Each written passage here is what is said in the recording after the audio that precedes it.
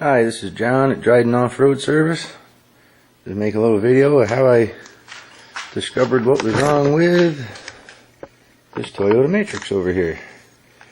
That came in with a whole bunch of error codes, the main one being a P2420 evaporative emissions pressure switching valve stuck off. And here's how I went about troubleshooting it, instead of just throwing parts at it like a couple other guys did. I actually have a bill here from another place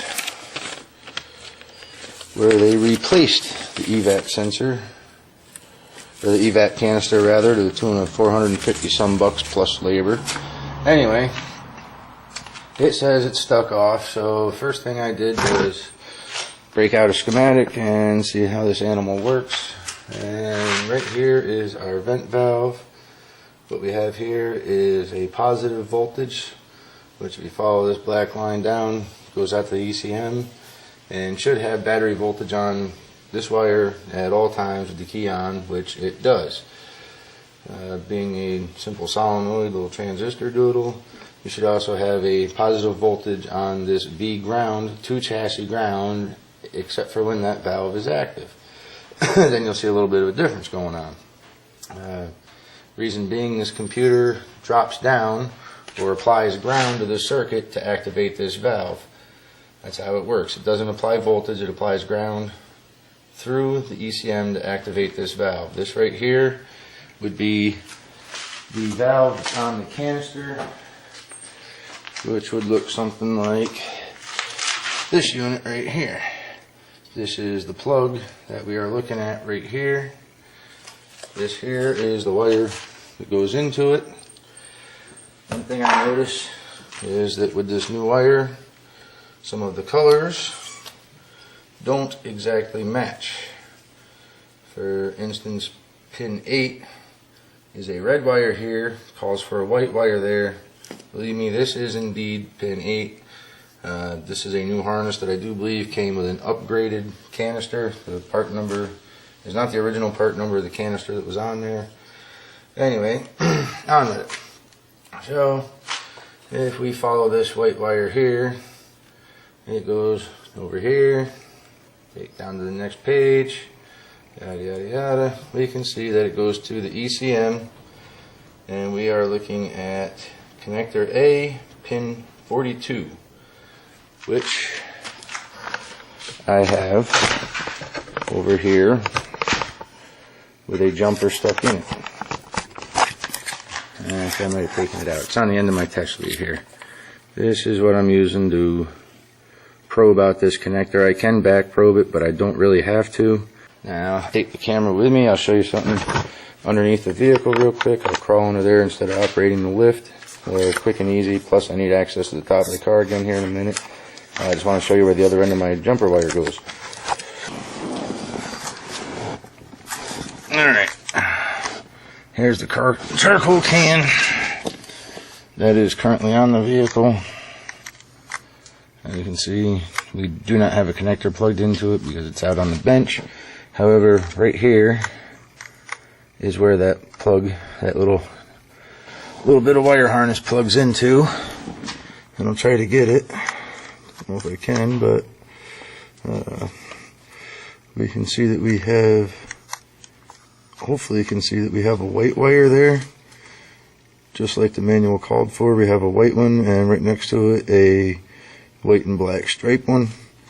My really long jumper wire is stuck right into where that white wire goes, which is what we're going to test.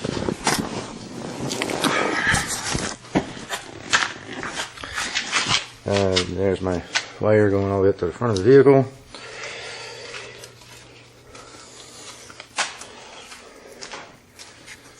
And what we have here is my handy dandy Fluke multimeter. I'm just going to set that to a continuity test right here. Should you be lucky enough to find continuity, you'll hear it beep. Just like that. All I did was just stick the connector into the other one so you can hear it beep. Alrighty, now for that pin 42. Just dance around the vehicle here a little bit. Okay, the way these are numbered is the pin, the fat one, big silver one in the top left corner is pin 1. Then it goes all the way across to the other side of these row of little ones. The middle row is on its own. Then it picks up numbers again with the next row of fat pins all the way across the bottom. So when you do your math and you add it up, you'll find, this is where a camera girl would be nice. Alright, I'll just stick the camera back in this holder. There we go.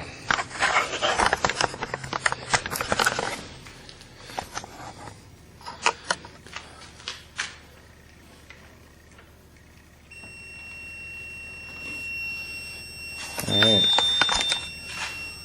The driveway beeper buzzing, school bus just showed up. I'm going to have to hit pause here in a sec.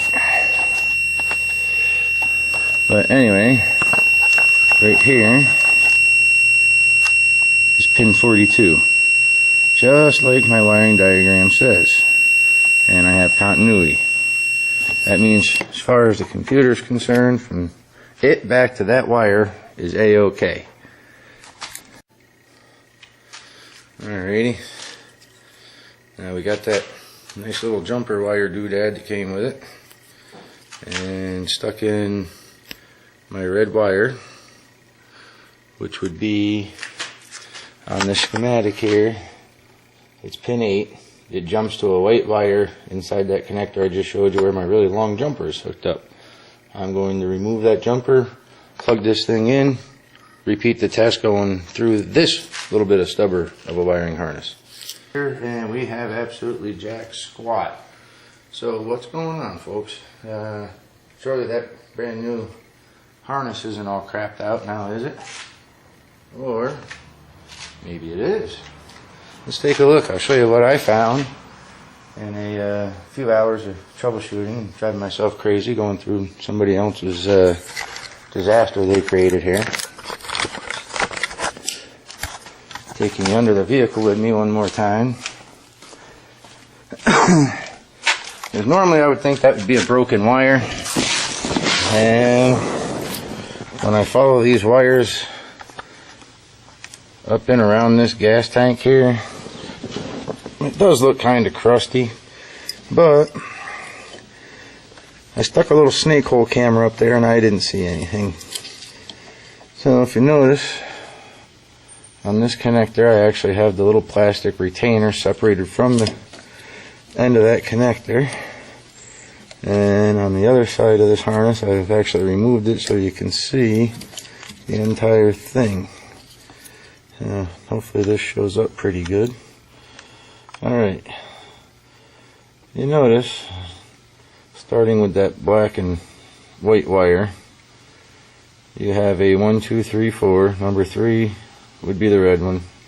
Actually it's pin 8, but for our purposes right here it goes 1, 2, 3, 4, and number 2 is a blank one.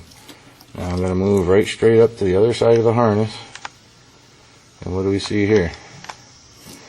We have the same black and white wire with a white wire directly next to it, and the number 3 spot is open. Now that red wire should jump and become a white wire on this harness right here. However, where the red wire goes, see, red wire second one in from the left, and right at the harness second one in from the left. Sorry about the zoom. I am under a vehicle here trying to work the camera and talk. Second one from the left is an empty hole. There is nothing there. Right there. Where it's actually supposed to go is the second one to the right. So that's why we're getting an open circuit. And that's why this customer has spent thousands of dollars chasing her tail on this check engine light. She added up all her documents and she's got $2,800 in this thing through brakes and everything, but that charcoal can right here, that was a $450 bill plus labor, and I believe it probably did not need to be replaced. I think they just threw parts at it. That is something that is absolutely strictly forbidden in this shop. If we throw parts at it, it's because they're cheaper than labor, and the parts are on us if we mess it up. So, one more time, real quick. Nice brand new harness.